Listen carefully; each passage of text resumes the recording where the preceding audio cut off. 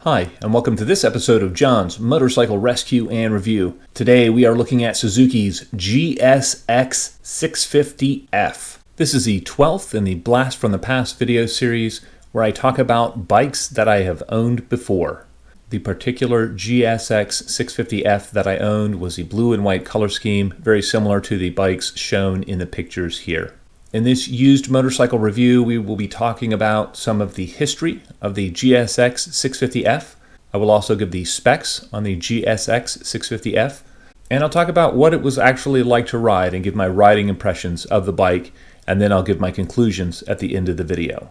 The GSX650F is really the successor to the Katana line of motorcycles. It was really meant to replace Suzuki's 600 Katana and 750 Katana. But unlike the Katanas, which always felt like they were bargain basement, the GSX650F had fuel injection. It was a really nice product. It was liquid cooled versus the old air oil cooled motor from the Katanas that actually originated in the mid 80s. The design parameters for the GSX650F were really similar to the Katana. It was meant to be a very budget-friendly bike, but a bike that, although it looks like a sport bike, is really more of a sport standard or sport touring bike. It's a great everyday bike. It's something that you can get on, you can go cross-country. You really have a very broad range of usability on the GSX650F, and this was really Suzuki's goal with the bike. Styling-wise, it looked very reminiscent of their GSX-R line, but if you looked at the weight, it was over 100 pounds heavier than a GSX-R 600, and it really wasn't designed to be a hardcore sport bike, although at first glance, you might think that it was.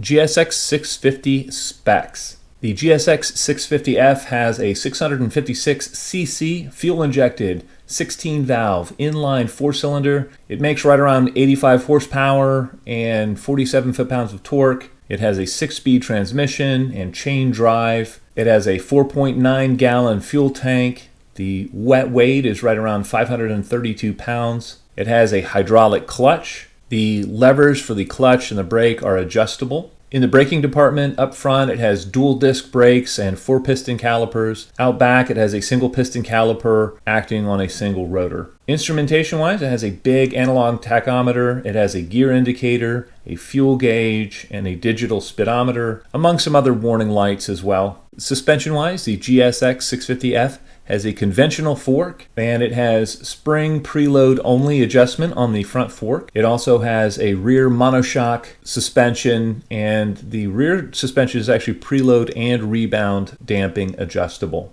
Unlike the GSX-R's aluminum perimeter frame, the GSX-F has a steel frame. It's a steel tube frame, and this is just really meant to keep the cost down. Top speed on the GSX650F is right around 135 miles an hour, and it posted a quarter-mile time of 11.94 seconds. It's still a decent performer. It's certainly not the world's fastest 600. The motor was tuned to produce real-world low-end and mid-range power, but it still has a nice rush up top if you rev it all the way to its 12,000 RPM redline.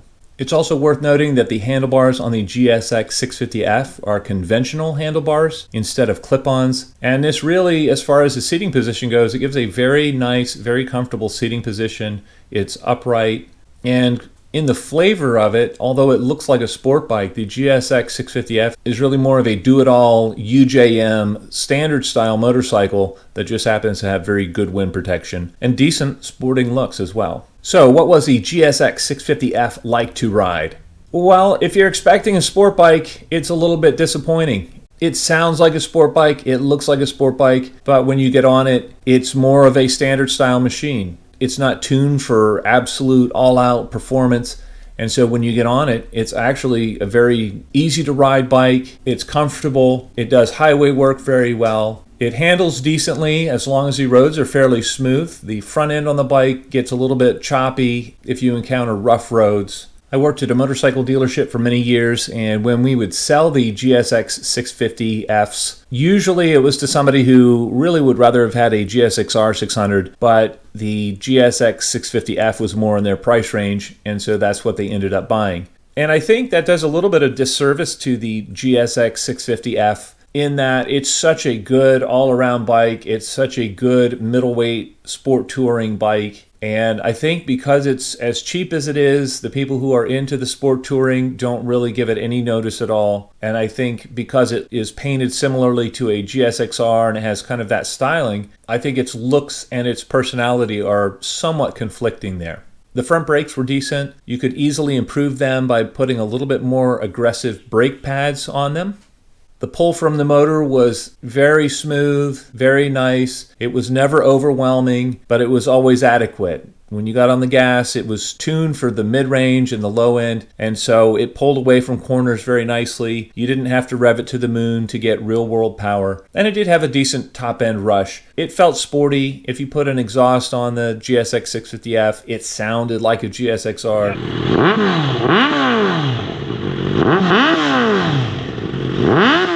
But it has less horsepower and more weight than a GSX-R. It's never going to keep up in a straight line. When you looked at the competition to the GSX650F, it was really bikes like Kawasaki's Ninja 650, Suzuki's own SV650, and if you compared those twin-cylinder bikes to the GSX650F, the GSX650F had a broader range of riding ability, and you could do touring on it, which you really couldn't do very easily on the Ninja 650. Certainly the SV650 needed more wind protection to be a serious touring bike. And you also had the very smooth power from the GSX650F's inline 4-cylinder. And it really came across as a fairly refined package. The quality on the paint seemed decent, component quality seemed decent, and it was certainly 2 or 3 steps above the old Katana 600 in terms of component quality and just overall feel of the bike.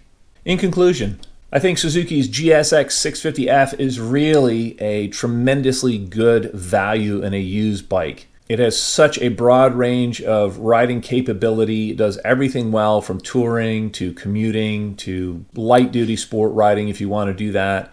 You can even do some two-up riding if you and your passenger aren't too big. And it's a comfortable bike. It's a bike that's not fatiguing to ride. And price-wise, it's simply hard to beat.